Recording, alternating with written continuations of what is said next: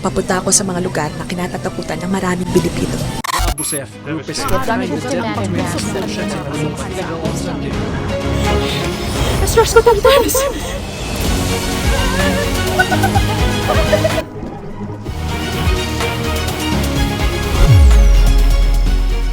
Matagal ko nang gustong pumunta sa mga probinsyang to. Ngayon lang ko nagkaroon ng lakas ng loob para bumiyahe sa southernmost part of the Philippines. Kung lumaki ka na halos araw-araw mo napapanood sa news ang mga gera at kidnapping sa mga probinsyang to, kakabahan ka talaga. Ang Zamboanga, Basilan, Sulu at Tawi-Tawi are the homes of the indigenous people of Tausug, various groups of Sama, including Sama Bajau and Yakan. Aside from Zamboanga, Islam is the dominant religion of these provinces. I grew up in Mindanao, but I grew up in Agusan del Norte, a province in Mindanao na minority ang mga Muslims. Kaya, traveling to Zamba Sulta is a totally different experience. Kakaibang kultura, kakaibang pagkain, kakaiba ang buhay ng mga tao, at higit sa lahat, ibang-iba sa mga napapanood ko sa TV. Samahan niyo ako sa aking paglakbay sa Zamba Sulta. Hello! Zamboanga! Hello! Basilan! Hello! Sulu! Hello! Tawi-Tawi! Zamba Sulta is almost a 2-hour flight from Metro Manila.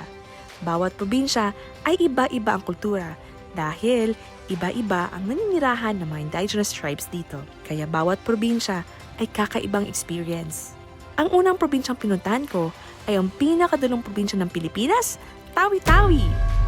Ang Tawi-Tawi ay mas malapit pa sa Sabah, Malaysia than Metro Manila. At bilang nasa dulo ito ng Pilipinas, ang lawak ng karagatan dito.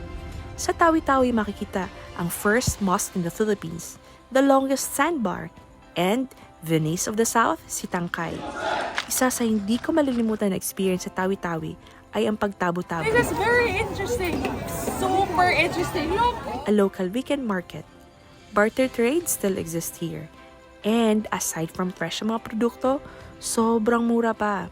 500? Mahangyo pa na siya dahil. After 4 days and 3 nights in Tawi-Tawi, I traveled to Zamboanga City para maki-fiesta. Hermosa Festival is the reason bakit ako napadpad sa Zamba Sulta last month. Sobrang na-curious ako sa festival na to.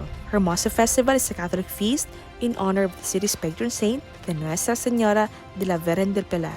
Hindi lang Catholics who celebrate this feast, pati Lumads and Muslims din. Nakakamangha, no? Pwede pala yun. And because Zamboanga is a melting pot of culture, sobrang sarap ng pagkain dito. Pagkain pa lang sa Zamboanga ay enough reason na to visit this beautiful city. After kong makifiesta, I took the ferry for 9 hours going to Sulu. I traveled solo to Sulu. Ang tapang ko raw, sabi ng mga kaibigan ko. Pagbaba ko pa lang ng barko, nasabi ko sarili ko, buti na lang tinapangan ko. Friends, ang ganda ng Sulu. Ayaw mong maniwala? Here is the proof. Diba ang ganda? Ang yaman ng kultura, ang ganda ng dagat, sobrang mura ng mga prutas, mababait ang mga locals. Sa Sulu ko mas nakilala, in a deeper level, ang mga kapatid natin ng mga Muslim. Sulu is one of my most unforgettable travel experience. Too unforgettable na naiyak ako nung pauwi na. Nakakaiyong babang Thank you, Mark! After 2 days and 1 night in Sulu, I traveled back to Zamboanga City to visit the last province of this trip, Basilan. Basilan is 1 to 2 hours away from Zamboanga City. This province surprised me the most. Sa paglilibot ko sa Basilan, na-realize ko na sobrang malayo ang Basilan sa na-imagine ko.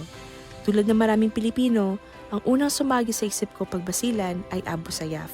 Not this beautiful white sand beach, not the Yakan tribe, not how warm the people are. Basilan is a gem. Sobrang namangha ako sa Basilan that I wanna go back and explore more. Pumunta akong Zamba Sulta na puno ng takot at pangamba. Umuwi akong nangihinayang. Nangihinayang bakit ngayon lang ako bumisita sa mga lugar na to. Nangihinayang na konting Pilipino lang nakakakita at nakakaalam sa tunay na ganda ng Zamba Sulta. Yes, there were wars and conflicts in these provinces.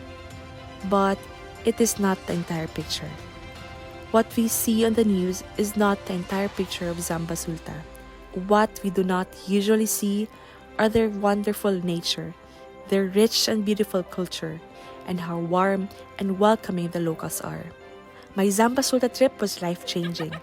Buti nilang tinapangan ko at bumisita ko sa mga lugar na to. Whenever I think of Zamba Sulta, I will remember everything I've experienced on this trip. The fascinating culture of Tausug, the breathtaking beaches, the rich history of Zamboanga, the mouth-watering food, the beauty of Yakan and Bajau weaving, the things I've learned about the Islam religion, and most especially, I will remember the kindness and warmth of the people I have encountered in these provinces.